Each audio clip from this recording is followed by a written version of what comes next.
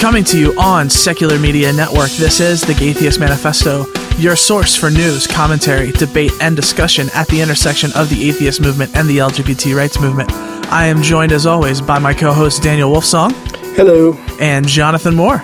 Hello. Today, we've got an interview with one of my favorite science people, the always amazing Rachel Nanan Brown, and she's going to talk to us about the biology of being transgender, and I'm super, super excited for that. But first, we're going to talk about something pretty serious. We like to laugh and have fun here, and I think that's really important. There's something going on that's deadly serious that we need to address. I want to start by asking a question. I know this doesn't apply just to trans people, but I'm willing to bet it's a question the majority of you haven't asked yourself before. When was the last time you were nervous or scared about using a public restroom? Have you ever had to hold it until you were in pain because of that fear? Have you ever had to consider the possibility that you might be arrested for using a public bathroom? Subjected to ID checks before you were allowed in? Asked invasive questions about the arrangement of your genitalia before being allowed in? Just think about those questions for a second. Let that sink in. For many trans people, this is a daily reality. Even trans women who have had SRS, legal name changes, and all their identity documents changed to reflect who they are, to some extent still have these worries. I myself personally know people who have been harassed for being in the quote-unquote wrong bathroom. Trans people face everything from refusal of entry to harassment all the way up to physical violence for the egregious crime of having to use the bathroom as a trans person. There have been quite a few laws lately aimed squarely at the trans community and denying us access to public accommodations. To name a few, an Arizona lawmaker in 2013 proposed a 6-month jail sentence for someone using the restroom opposite that listed on their birth certificate. More recently, lawmakers in Florida, Kentucky, and Texas have all introduced bills to criminalize being trans in the restroom. Kentucky's bill is aimed at schools and permits quote-unquote reasonable accommodation with written letters from a parent, but it prohibits that accommodation being the allowance of someone from the quote-unquote opposite biological sex to use that facility while students of the quote-unquote opposite biological sex are present, but it doesn't specify a punishment. The Texas bill makes it illegal for anyone to enter a public restroom, shower, or changing area for people, quote, opposite the gender established by their chromosomes, and prescribes a punishment of up to a year in prison and a $4,000 fine, along with a possible $10,000 fine and a 180-day prison term for the operator of an establishment who repeatedly permits that to happen. Texas is also, by the way, the fine state that brought us the transgender bounty bill, where anyone who finds and reports a trans person in the quote-unquote wrong bathroom, using scare quotes a lot here, would be entitled to sue the school for $2,000 in damages for the trauma involved. In Florida, the bill applies to both workplaces and public bathrooms and carries a misdemeanor penalty of up to 1 year in prison and a $1,000 fine. It was watching video of a testimony given against this bill that convinced me it was time for us to cover this topic in depth. A trans woman named Cindy Sullivan gave seriously powerful and emotional testimony against this bill. I'll let her speak for herself. I work in the IT industry. I'm a business owner. I'm a Republican. I see this bill as affecting not just my business, my partner's business.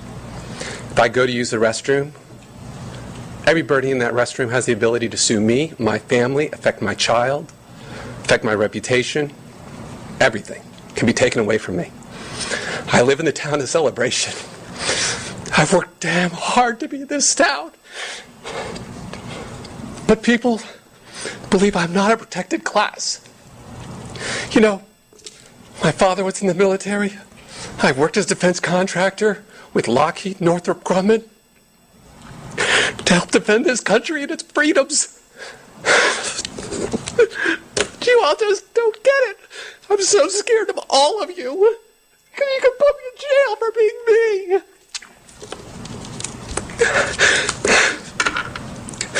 This bill is government intrusion at its worst. The company I currently work for, I'm Cindy Sullivan. They respect me. They let me use the restroom, the women's restroom, and only the women's restroom. This bill would require them to ID me at the door and have me go to a different location, breaking my workplace harmony, my job security.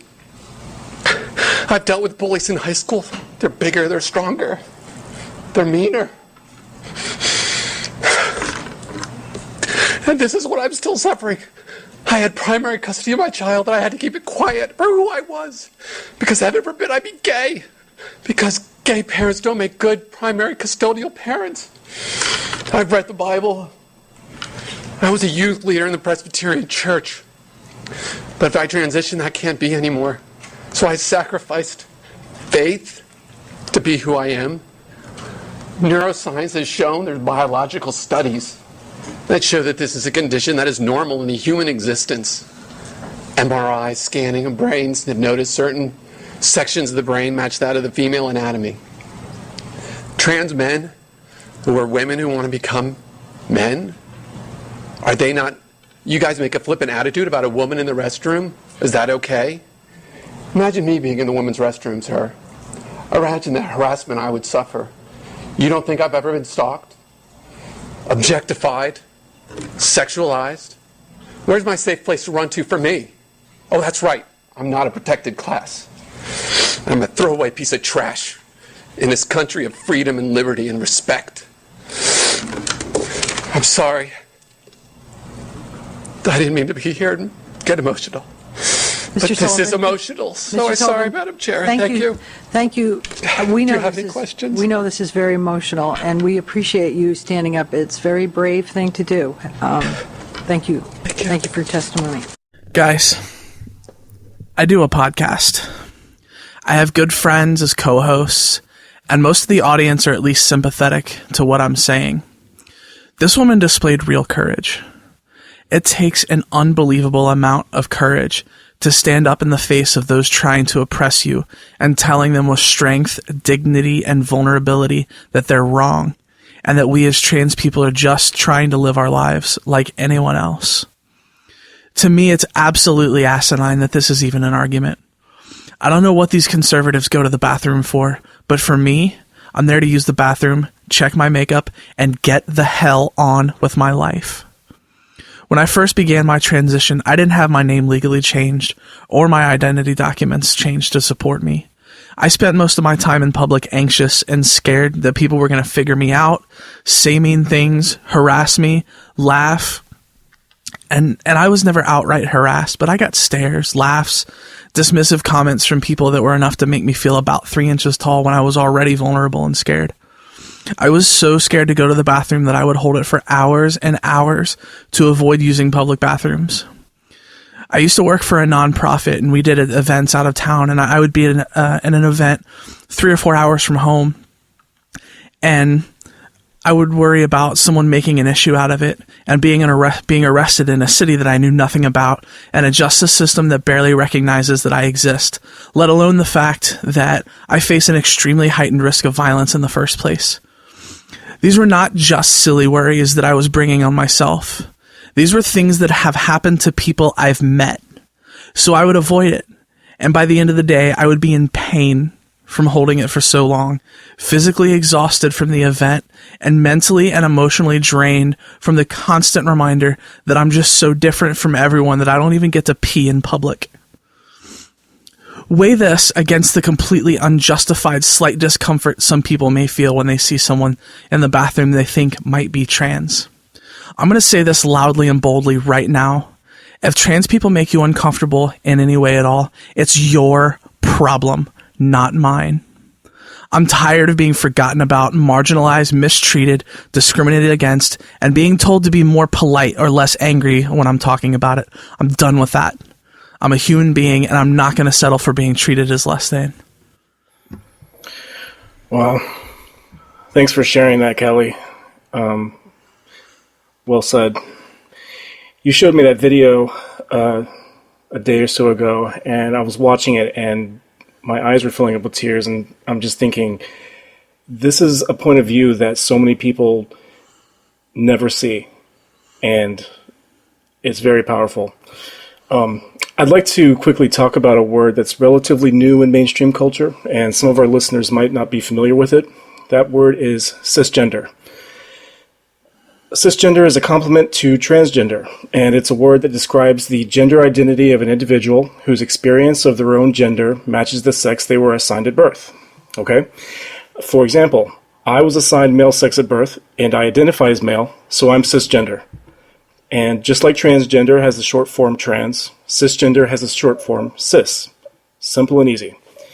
So, as a cisgender person, I've never had to worry about going into the men's room and being harassed or questioned or humiliated about being in the wrong restroom.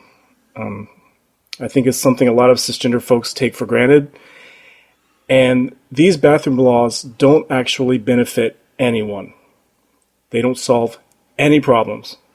They only create problems for trans people, and they support a culture of violence and stigma against trans people. Yeah, I've watched this video probably 10 times since the first time I saw it, and I cry every time. I don't know. I don't know what else to say except that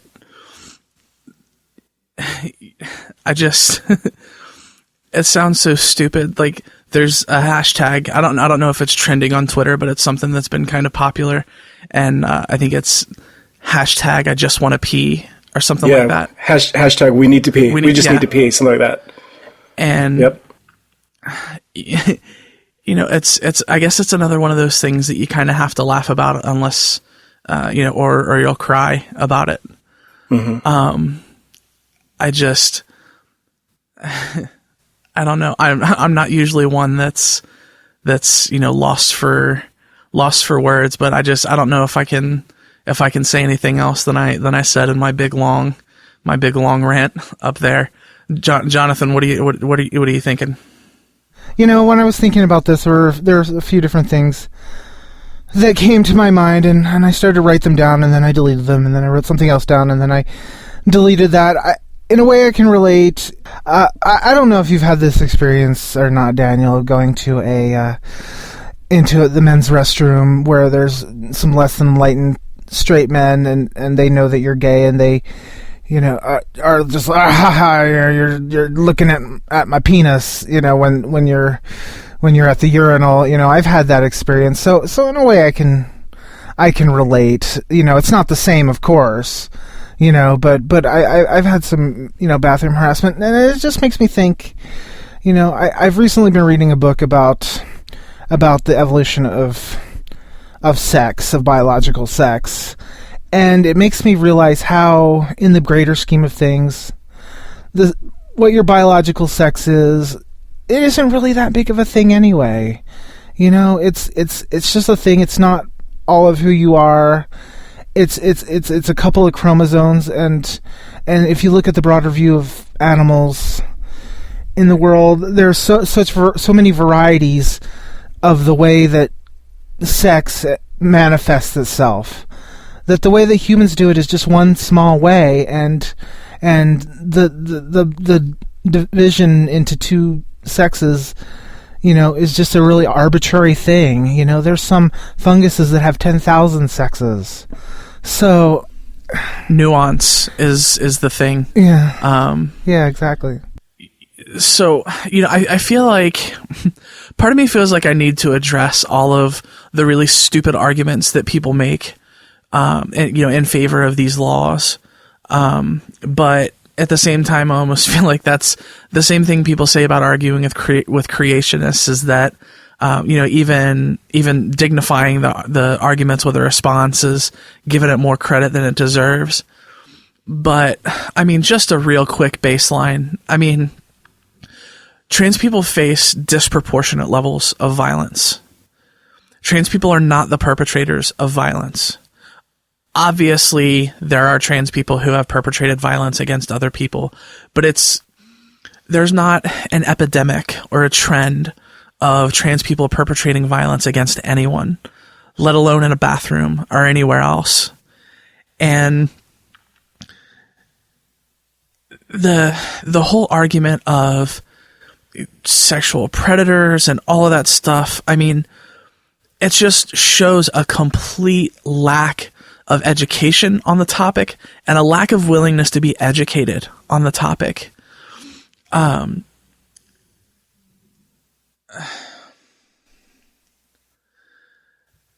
It just comes down to the thing you have to remember is, what do you go to the bathroom for? It's the same thing I'm there for. Trust me. And I'm probably way, way more uncomfortable than you are. Yeah, that's pretty heavy. Fortunately, I've never been in the situation Jonathan was describing in the bathroom. And that even seems minor in comparison to what trans people would have to deal with. I'm thinking, I'm trying to put myself in that situation, and it seems like it seems horrifying to me that some trans people are dealing with this every day. Yeah, to be carded at the restroom, really? No. Yeah, no, it's horrifying. And Khaled, to touch on something you were just saying, I think gay people can relate to this to an extent, but when your sexuality or your sex is the problem, the quote problem, the stigma, when it's demonized through bigotry, it's going to be demonized on a sexual level. So we always have to deal with things like, the assumption of sexual perversion, the assumption of sexual assault, things like that. It's a tough field to navigate, especially when the trans movement is really just beginning in earnest, in my opinion. And the trans movement is really just beginning, and I think there's a lot of stigma. I think a lot of people don't really understand what it means to be transgender. So if they're not willing to be educated on it, that's the thing. We're always going to be introduced to new things, and we have to have a mind that's open enough to at least be willing to learn about it. Laws like this, all they do is play on these fears and these stigmas and these taboos that keep minds closed and say, this is dangerous territory. How do we navigate through that? That's that's the question of the day. I'll just close by saying this. I feel like maybe I'm wrong, but this is just kind of the trend that I'm seeing. I feel like conservatives have pretty much resigned themselves to the fact that they've lost the marriage fight. I have a very strong feeling the Supreme Court of the United States is going to deliver the right verdict in June. And obviously that's not the end of the fight, because there will be appeals and all of that sort of stuff. But I think conservatives see the writing on the wall, and they know that they're pretty much done with this one. And my fear is that they're coming for me next. Absolutely. And I'm going to be honest, that terrifies me. Well, you've got all of us behind you. So I don't know how to make people understand. Mm-hmm. Well, it may not be something we can always understand, but we can always be there and love you. Well, my fear is not just for me, but not everyone has the support system I do. Not everybody has tons of Facebook friends, good support groups to go to, good family, good friends. And I'm so tired of going to events to remember people like me who have died for being like me. And it scares me so bad that one day that event's gonna be for me. Love you, Callie.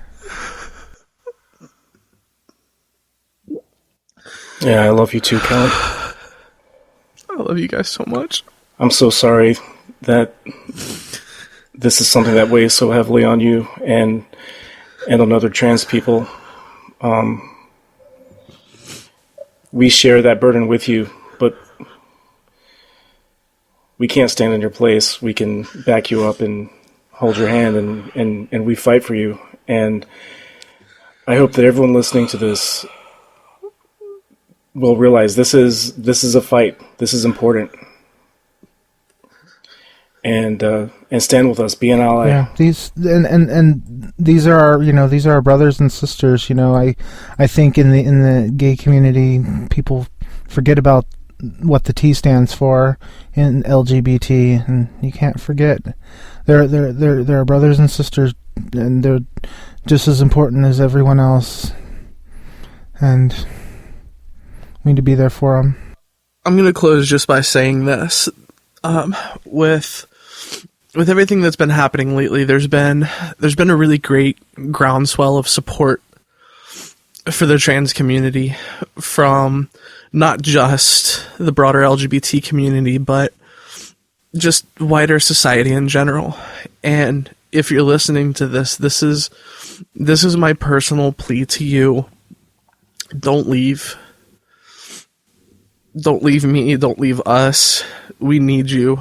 We need you so bad. We're going to take a break, and we'll be right back with more Atheist Manifesto on Secular Media Network.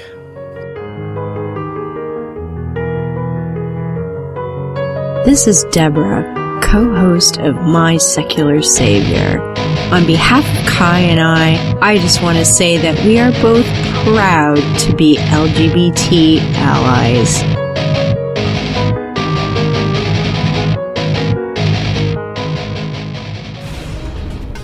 Here's an excerpt from Sex and God by Darrell Ray.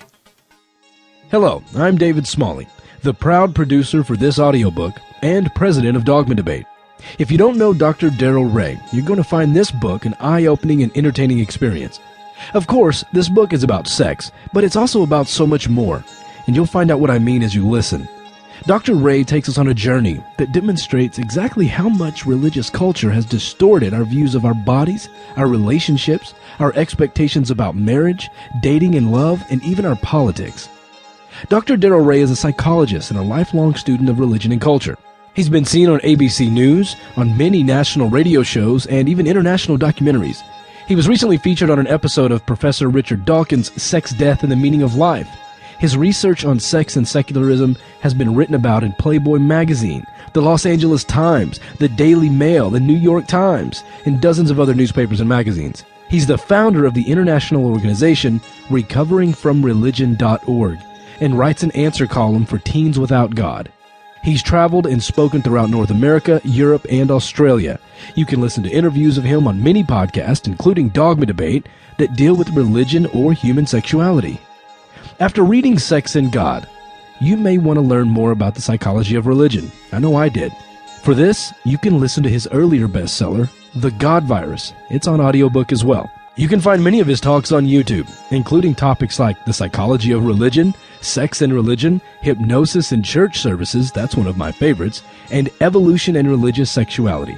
I sincerely hope this audiobook does for you what it did for me. Aside from being a pleasurable, entertaining, and funny experience, I learned a lot from this one, and I'm sure you will too. Sex and God by Darrell Ray is available at atheistaudiobooks.com.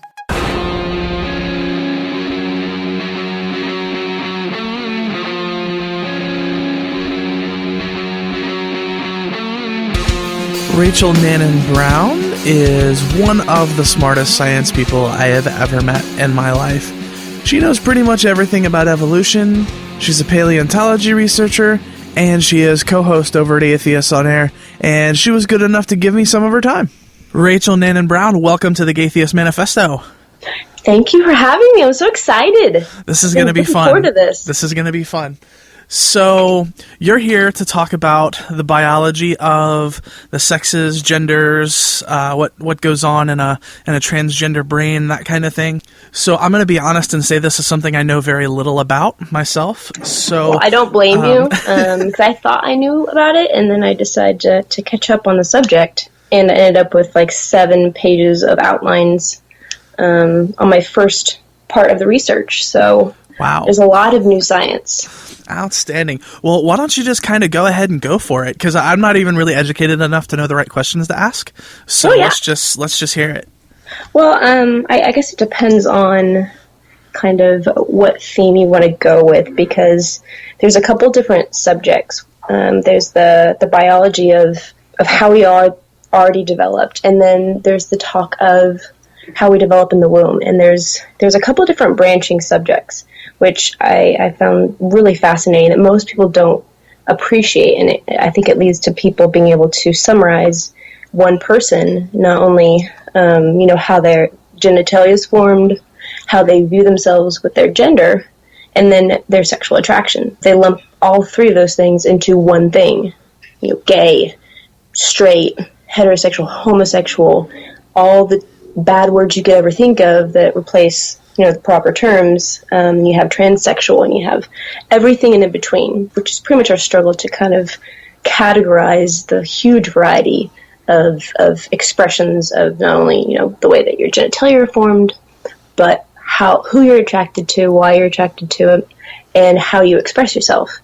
And I've talked to a couple Christian friends about how can they comprehend someone who would be considered to be just gay. What is a gay person to them?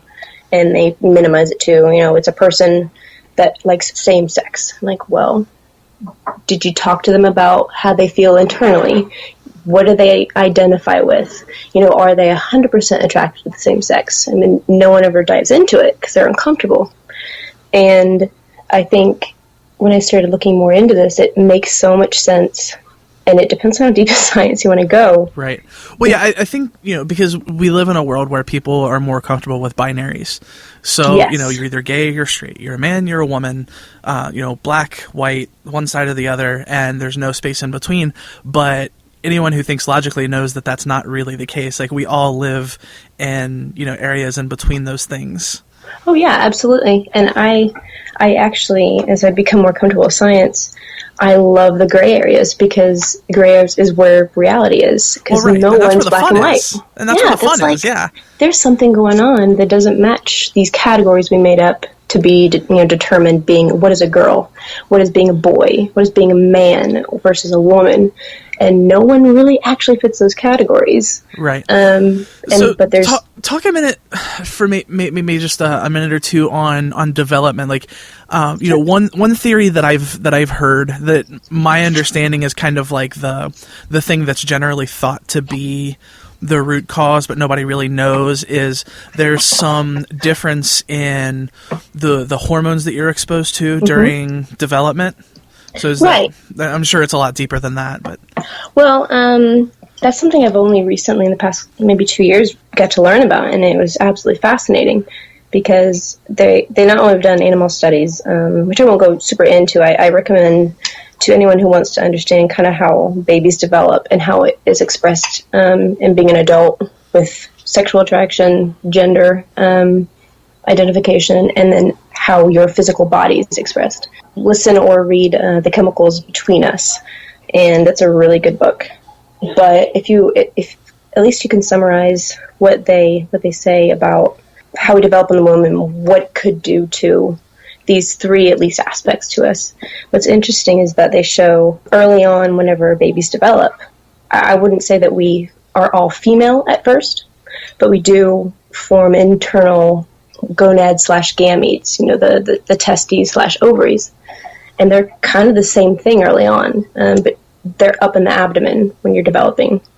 And what happens is a baby, if they start out at that state, they also have what they would label as a feminized brain, which is actually kind of a default neurological pattern of being slightly more feminized, but it's not fully developed.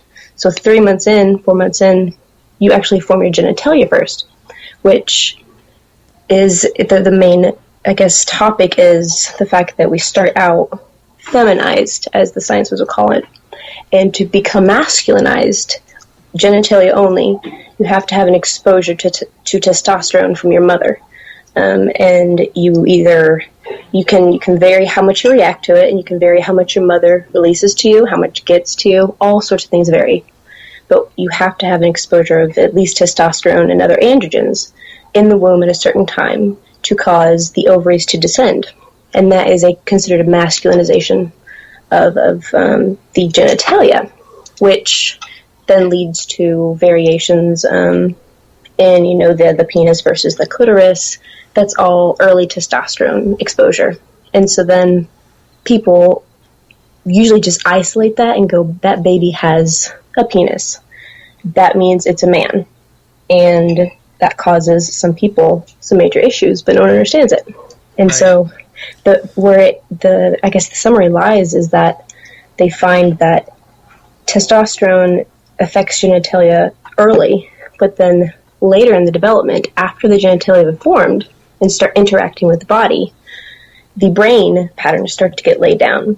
And they also interact to not only the testosterone surge from the mom at late time, and as well as if you have a descended testes versus ovaries. And so you have your genitalia formed already, your brain starts to lay down its patterns for sexual attraction, and it lays down a pattern for gender, the way that it's hard to categorize what it means to act feminine, because there's a whole bunch of different aspects to it, but there is a kind of a spectrum. And I mean, we could probably have a 2-week-long show on gender identity and all exactly. that. Exactly. Yeah. And people, I think people minimize the fact that, there is not just being a girl and being a boy, being a man versus a woman. There's all sorts of variations, but they show that the more testosterone exposure at different levels at the end of development, when the brain's developing, changes very specific parts in the brain that separately at different times, but they kind of interact with how you appear to yourself, your gender, and that's separate from who you are attracted to. And so what happens is you can get variations. You can have masculine genitalia, then you can have a gender pattern that gets laid down that doesn't ever get masculinized, because feminine is actually the default state. You have to have more testosterone, so you don't get as much. So you don't become as masculinized. And then the last step is, who are you attracted to? And depending on these hormones and how much you get, it causes this sliding scale of how you view yourself, how feminine you are, and then that's separate from who you are attracted to. And that's how you get all these different combinations versus what most people think gay, and they don't ask the other questions. I mean, I'm a girl, I'm decently feminine or whatever that means, but I do have masculine traits. And then you have people that are transgender, which is a very awesome subject. I mean, it's very, very cool to see the way that people overall are different. And the transsexual, this is all new science to me, and I have a whole bunch of pages about it. But if people need concrete evidence, if we're sticking with transgender, which is at least being able to say that the external genitalia, whatever masculinized versus feminized, doesn't match the perception of the gender of self. And, it doesn't matter who they're attracted to. That actually doesn't always matter, which confuses people, I think. Like, oh, you want to be a man, but you have a vagina, but you're into girls? That doesn't make sense. Right. Are you a dude or not? And they freak out. And it's because they all get laid down at different times, and they're all sliding scales. And that's one thing that you hear a lot is some people will try and intellectualize transphobia and say that it's internalized homophobia, like you're really just gay and you can't admit it to yourself. But, assuming that's true, I'm more into girls than I am into guys. So what does that mean? Yeah, and that's the really interesting subject of this, because I was talking to a friend of mine who doesn't tell a lot of people, but she has a varying sexuality. And she also has what she's always deemed to be a more masculine behavior, but she views herself as a girl. She doesn't think that she has a gender issue, and she is externally a girl. And there's these variations you start to see with the differences between what's going on downstairs and then how your body is formed, what's your muscle mass, etc., which is testosterone. And then if you have kind of variations in the first two, you start seeing a really cool pattern of the brain going, you know what, we're going to play around with, what your behaviors are going to be like. Are you going to be, are you, like, I remember talking to you as to how you kind of identified as having a gender crisis. You didn't match externally Right. what you felt internally. Mm-hmm. And I don't know if you want to kind of describe what it meant to feel or have female behaviors in your perspective. Well, I mean, you kind of nailed it. I mean, that's really what it is. Just, and I hate playing into stereotypes. Yeah. Because obviously, there are all of these things that I find to be feminine about myself that men who are perfectly comfortable in their masculinity enjoy as well. Right. Like getting dressed up and being fancy and, being emotionally sensitive and, having more, deep emotional relationships, like all of those things that, like, if we're just talking about stereotypes, those are typically feminine things. Right. And that's not the whole of it. I mean, it's a million different little things that point that direction for me. And we have huge brains, which is what happens. You have big brains and you have variation in gender, expression. And you get all sorts of different things. I love video games and digging in the dirt. Right. I put on makeup. I mean, doesn't matter, but there is a variation.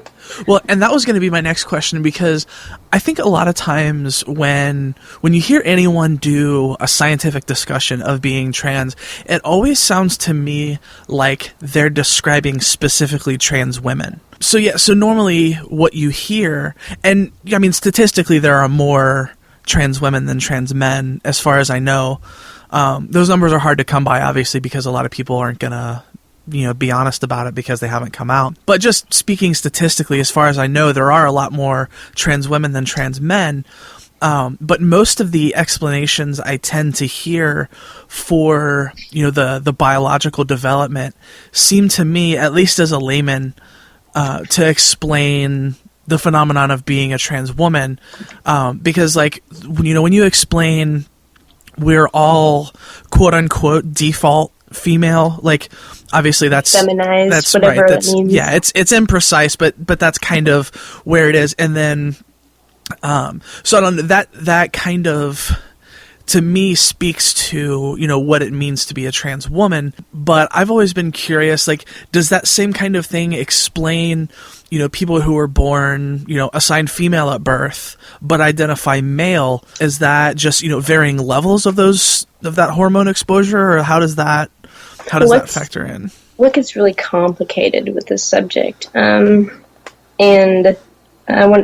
whenever you say trans men, you are putting the emphasis on the gender versus the biology, right? So a trans man would be gender man. Okay. Right.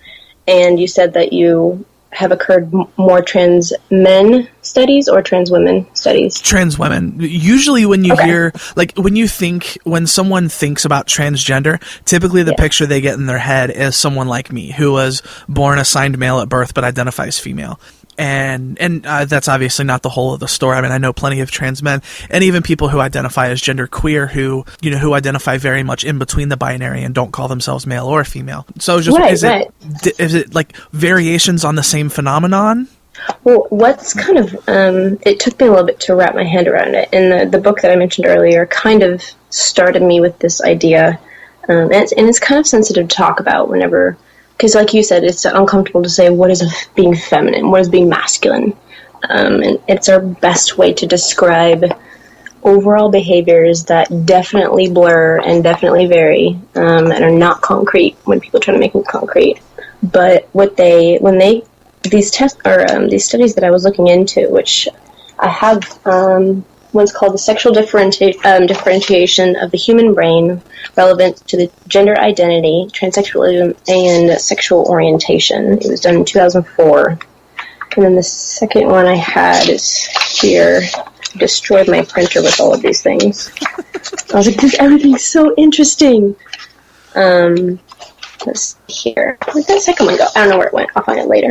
But it's actually really recent science, and it took me a minute to wrap my head around it. But if people that are feeling offended by what's a female brain and what does that mean? When it comes to these studies and they use feminine and masculinized, what they are saying is when they had test subjects, they not only had cadavers, but they had live people. And they had, in one of the studies, they had both trans men and trans women. And they had a couple of them before and after hormone exposure, which is where things get crazy. And so what was really cool is that these papers, as well as the book. And just to be clear, when you say hormone exposure, does that mean like as part of the coming out process, like hormone replacement therapy as part of transition? Yes. Okay. Yes.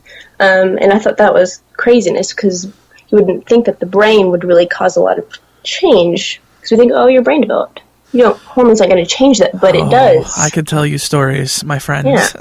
Yeah. And some people are like, it's placebo. You just feel more feminized. You feel better about yourself. But there are a couple places that do show a little bit of a difference. And so I'll go into a couple of just the general areas, but to answer your question, kind of, people, if you can put the offensive, what's feminine aside, it was actually weighing. I think we can at least say that when we say that, we're talking about what's traditionally referred to as. We're not necessarily accepting the stereotype of male is this and female is this. Right. And these studies, they tried to do it like structurally. They compared men and women brain, like the matter, these values of like spatial awareness, of interactions whenever they would smell certain chemicals, what was this part of the lobe reacting, male versus female, and then they would test transgender to see if they were different, because a lot of parts of the brain, which people don't like to admit, we do have differences biologically. And I'll list off a couple of them in a little bit, but the main idea that you have to hold and remember, which I wrote it on a sticky pad, is that since we start out in a feminized brain state, again, non-insulting, it's not about gender, it's that you resemble the females in the study. You have similar patterns, similar structures. At the womb, you develop that part first, and you have to have exposure to testosterone to cause changes, to become more masculinized. So you have to have a increase of a hormone. There's more than one, but the androgens, to become sexually attracted to females. And then you have to have more androgens to become gender, expressive masculine. And there's animals in the animal kingdom that show this, that testosterone equals masculine behaviors. And so what happens is the fact that you have to put things in to become masculinized in both of these areas is that it causes a lot of women biologically, biologically genitalia, because that developed first, to look like women on the outside and then have masculinized brains because they had a little bit less exposure. They became a little bit less masculinized. And so that causes this influx of weird, blurriness of the transgender, where your genitalia tell you one thing, and later on your brain's developing, and it's becoming masculinized if you have testes, or it's having less testosterone, or it doesn't get as masculinized. And it's really easy for the brain to get exposed to testosterone, and that causes, and there's actually a very, very, a controversial opinion on whether the incidence of female sexual interest in other females in the society, like the college, big old try or whatever it is, that girls experiment, that were more sexually open. There's actually some science behind it, that women end up being women on the outside, gender, women, but a little bit testosterone got exposed later on in life. That caused them to kind of slightly become masculinized in the brain in a certain part, which causes them to become slightly more attracted to females. But they're still into males. They still feel like females, and they still have female genitalia. So everyone who would be in this transgender category has a huge variation of, how they feel about themselves, how female they feel, how you don't have to be either one of them, because as soon as you start giving more testosterone, your brain gets more masculinized, but you can stop right in the middle and be like, you know what, this is where I want to be. I want to be into both. I like males and females, but I feel like a guy. Right. But I have and you'll find, trans women like me who are very stereotypically feminine, and some who are very stereotypically masculine but still identify as women, and Right. and vice versa with trans men. And I've met people who identify as gender queer who have expressions from all across the spectrum. So what you're saying there actually makes a lot more sense than some of the things that I've heard before, because it it allows for the spectrum and the variability and the the vast differences that people who fall under this transgender umbrella, it sort of it makes sense in it allows for people to, the ones that don't want to choose a gender, like, I feel who I feel. I'm a person. Why do I have to be, I am a girl, thus I will change my genitalia? If you're happy, you're happy. And it allows people to be in the state that they are, and as long as they're safe and enjoying their sexuality, and they feel comfortable with their gender, if they choose one, and that's fine. The science actually makes complete sense. It's just a different hormone exposure, and your brain developed a little bit more towards one side. But that's fine. There's nothing wrong with it. And with transgender women, that would be, the explanation simply would be, since you have male genitalia, that means within the first couple months you had testosterone rush, your body reacted to it, you have testicles descend, but then testosterone goes down a little bit, and for whatever reason, you didn't get that second exposure as much whenever your neural pathways are being laid down for gender. Now, if that happens, then that usually corresponds with a very open, preference towards sexual attraction. So a lot of transgender will be like, I'm into both. I'm okay with both. It's fine. But I feel like a woman, and I have a penis. And it makes complete sense. Wow, you just kind of blew my mind a little bit there. It's really amazing stuff, and that's not even going to the list of the actual structural differences that they found in specific transgender people to show that we have found the differences. We have found, these structured, you would expect to, if you had someone in the middle, perfect middle exposure, to have parts of the brain that were right in between, that they're, a little bit more than their biological sex, but they're a little bit less than their gender sex. And that's what you find every single time. Let's talk about that for a minute, because that's, something one of my doctors told me. He went to a conference and he didn't get super technical because we didn't have a lot of time, but he said that because he's an endocrinologist, so hormones are what he does. Mm-hmm. And he specializes in dealing with trans people. So he said he was at this conference and they were actually comparing MRI scans between, cis and trans women, cis and trans men. And he was talking about that, how you could actually see physical differences in the brains of trans people and cis people, and that, trans women and cis women's brains looked a lot more similar than, cis men and trans women did. Because his whole thing is, being transgender is not a mental condition, it's a physical condition.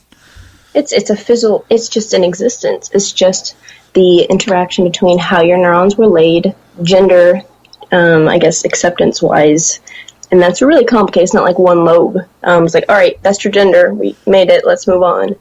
Gender is a very complex part of your connectome or your brain interactions. Right. Yeah. And I would definitely caution anyone who's listening. This is there's probably a PhD's worth of knowledge out there on the subject. So we're absolutely not going to be able to cover the breadth in the time that we have. So yeah, I made a list of some familiar parts of the brain just to actually show that I have some science behind what I'm talking about. This was at least an interesting one.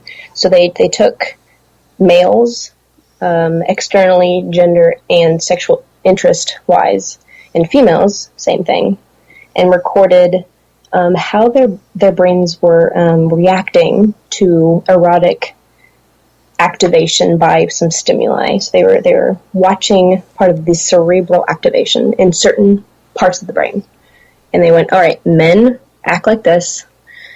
Normally, they have a pattern MRI. Females normally act like this.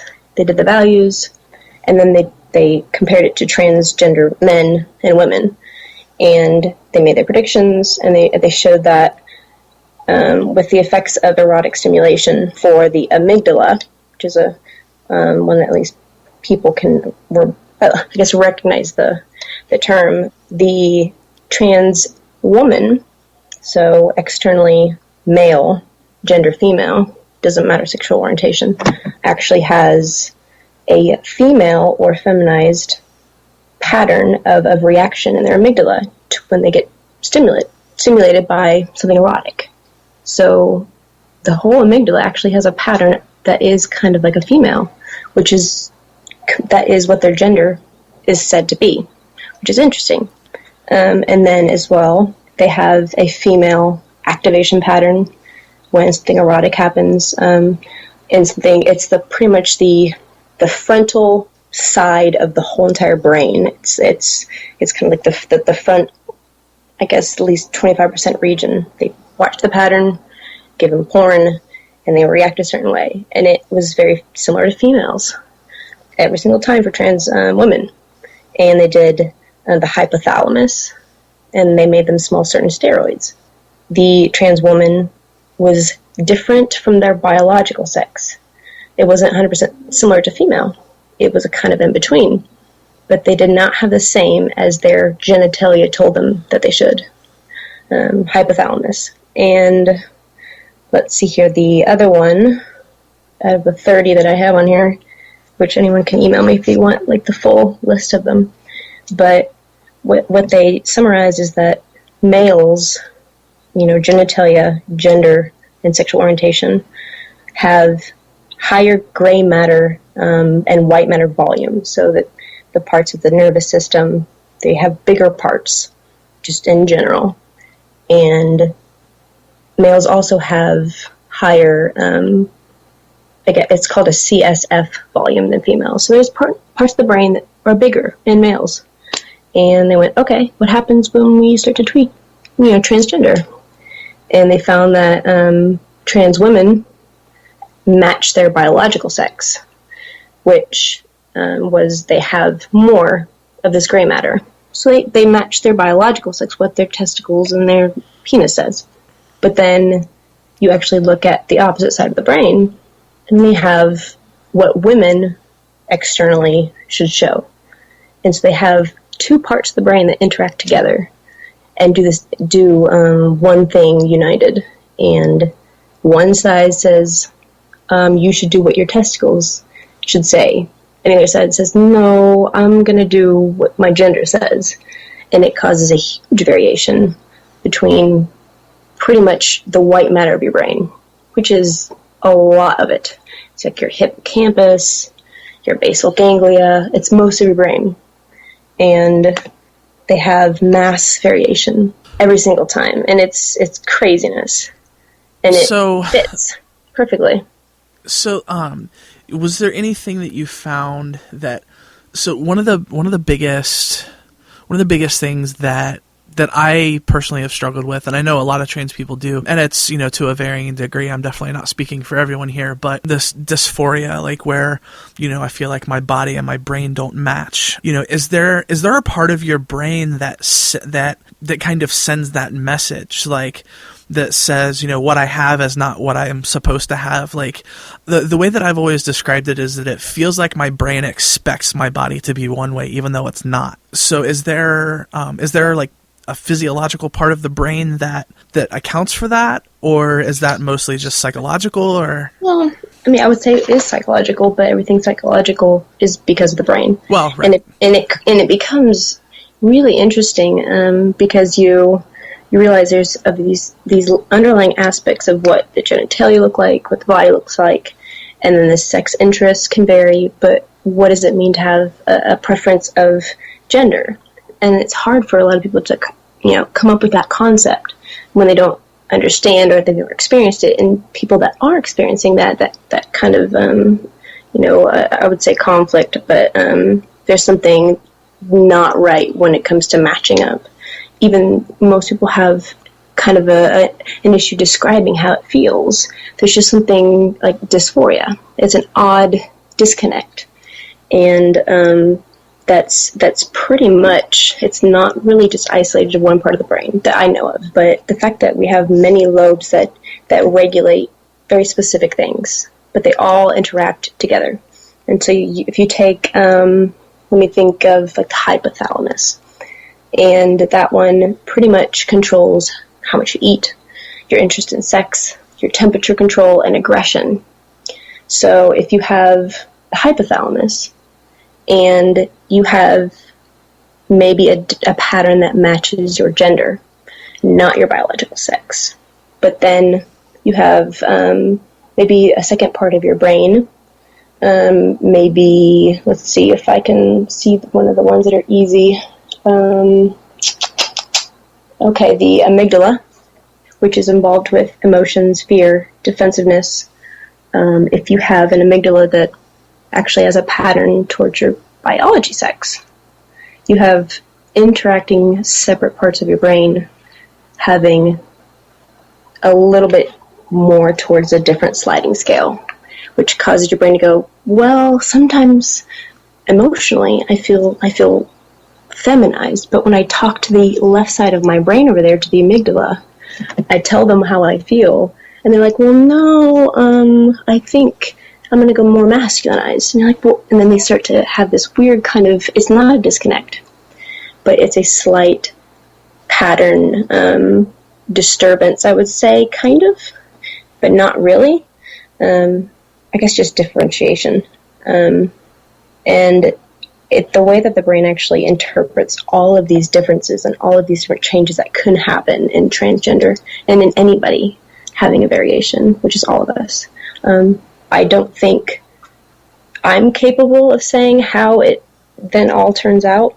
And I don't know if we know how it all turns out, since that's kind of like consciousness, I suppose. Right. But it makes complete sense that if different parts of your brain are varying towards different biological or gender patterns, that if you distance them enough, you might have that issue where if you have this dysphoria, if the only issue is the fact that you have a biological genitalia of something that you don't feel you are, the only reason you have that issue is because the doctor saw that and went, you're obviously that sex. And it's external, superficial thing. The brain is where it's at. So I think people just make our cultures just terrible and make a big issue. The brain should matter, not what your genitalia says. It's just, and the brain's so complex that we all vary. And if you feel like a female, kind of, or a lot, or maybe, and you're into guys but kind of girls, that's great, because we all vary. And you have some sliding scales that are just a little bit pushed towards one side or another, and there's nothing wrong with that. But if you have genitalia that formed early that didn't match the brain development, then our culture goes, ooh, well, you obviously have a penis. You need to have a cowboy hat and wear boots and spit tobacco. You're like, but I don't want to do that. And it's a complex thing. Awesome. Well, natural. we could go for days on this, I'm sure. Yeah. But I mean, people just know it's natural. It's nothing wrong. It's the way we are. It's beautiful. Be safe. Love yourself, and do what you need to do. Yeah, you know? I mean, I think that's the thing, really. So before we go, if you wouldn't mind, kind of throw some of your sources out there, so, some places people can go to find more information about the stuff that we talked about. Again, the title was Sexual Differentiation of the Human Brain, Relevance for Gender Identity, Transsexualism, and Sexual Orientation. And it is by Swab in the Netherlands. It's a really, really good science journal. The second article for the science-minded would be called The Microstructure of White Matter in Male to Female Transsexuals Before Cross-Sex Hormonal Treatment. And there's a whole bunch of authors with that one, so I won't list them all. But that one's a really good one as well. And if people can't find it, they can message me, or if they want a list of my outline, I would love to give it to them. It's awesome. 2010. Well, speaking of, where can people find you? Sure. You can look me up on Facebook. It's Rachel Nanon, Nanon Brown. If you actually want to like talk to me and get some information and stuff, definitely message me on there. My Twitter is Rachel Nanon, but I don't check that as much as I should. So if you need more information or just want to tell me, I was super offensive in what I just said because I still feel bad because I know people are sensitive and I'm sensitive too. If you have, opinions on all this, just message me because I think this stuff is great. It's people. Awesome. And last but not least, you can be heard on Atheists on Air. Yes. I think the second Sunday of the month. And we start at 6 p.m. Eastern, have like a 4-hour show. You never know what we're going to talk about, but it's lots of science. Yeah, it's a great show. I'm a big fan. Yeah, it's not too bad. It's not too bad. I can stand it now, of course. They're freaking awesome. Yeah, all good people. Well, Rachel, I want to thank you so much for taking the time to have this talk and super important stuff and your stuff. So I really appreciate you taking the time to talk to us. Of course. I'm going to continue studying this because it tells me about me as well. So awesome. Well, we might have you back then. Awesome. This is awesome. I'm glad you asked me to hear. This was really fun. Awesome. Thank you so much. Here's an excerpt from Mum, Dad, I'm an Atheist by David G. McAfee.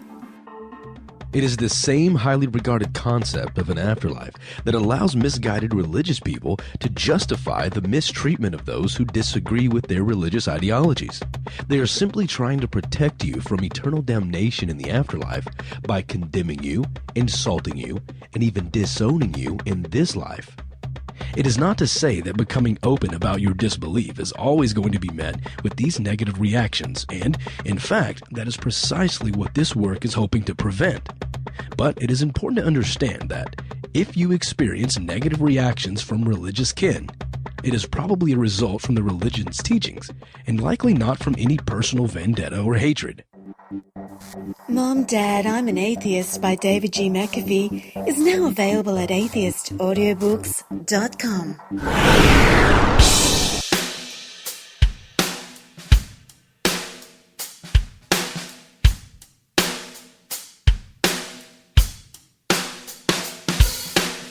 This edition of Be a Better Ally is our first brought to us by someone not on the show. This one comes from a person I met named Rabbi. Rabbi is a genderqueer person who prefers the pronouns they or them, and we'll have more content to educate everyone on the genderqueer experience in future shows, but I thought Rabbi's contribution to this was pretty great, so here it is. Allies. As a non-binary person, please stop gendering people. The doctors decide your sex based on a quick look at your bits when you're born, and society around you decides what gender roles you have to play based on that quick look for the rest of your life.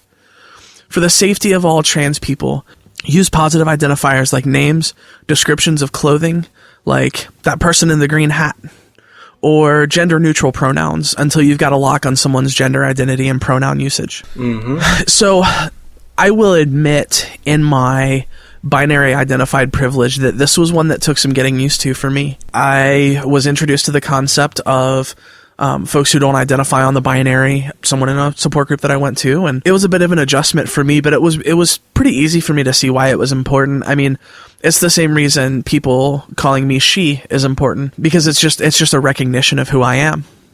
And it's hard because our language just isn't equipped for that, and I know, like Rabbi said, that Rabbi prefers to be called they or them, or by name, and I know that there are some other pronouns that I've seen. I think Z and Z, Zir, and Zem. I think are some, and I mean there are a bunch more. I got a handout sheet at an event one time that had a whole big list. I think the thing that's important is, obviously, changing your language usage can be can be a little awkward, and that's okay. I mean, you're changing a habit that you're used to. It's okay that it's a little awkward at first.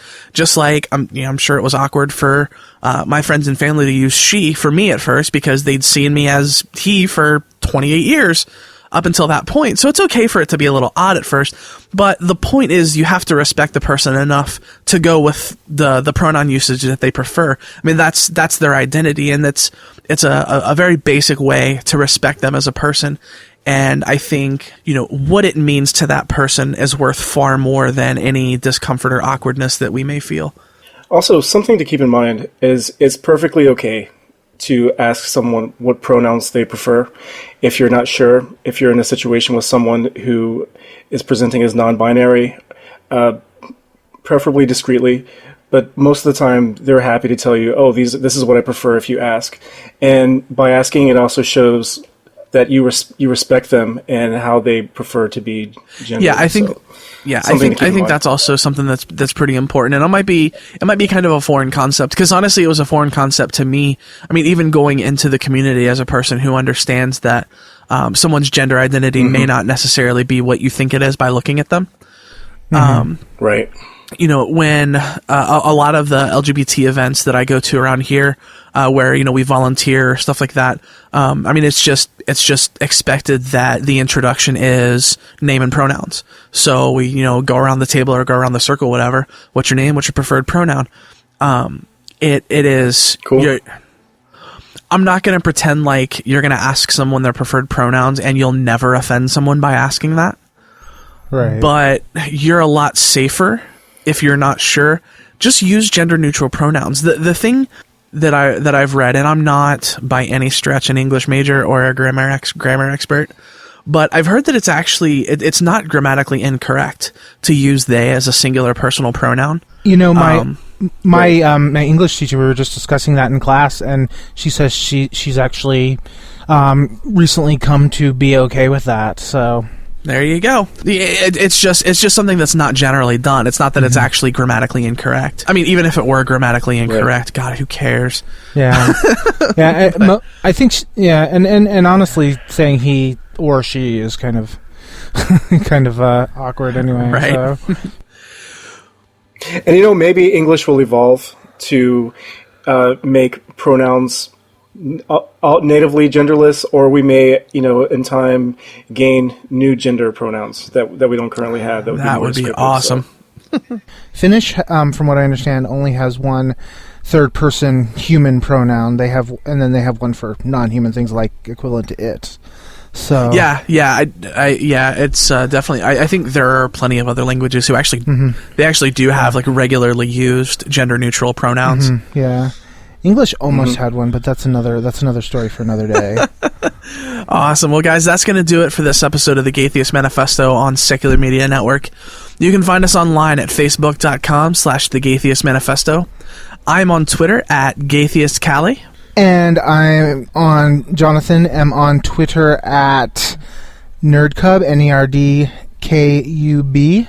And I, Daniel, am on Twitter at Daniel Wolfsong. And you can email us at thegaytheistmanifesto@gmail.com. And before we go, Daniel, we got a little bit of mail, didn't we? Oh, yes. Mailbag time. So a really awesome guy named Chris, who has a podcast called Unbuckling the Bible Belt. He and I were having a conversation a couple days ago, and he had this to say about our show. He says, "Great show, by the way. I especially liked the segment about why you shouldn't use gay when you mean stupid.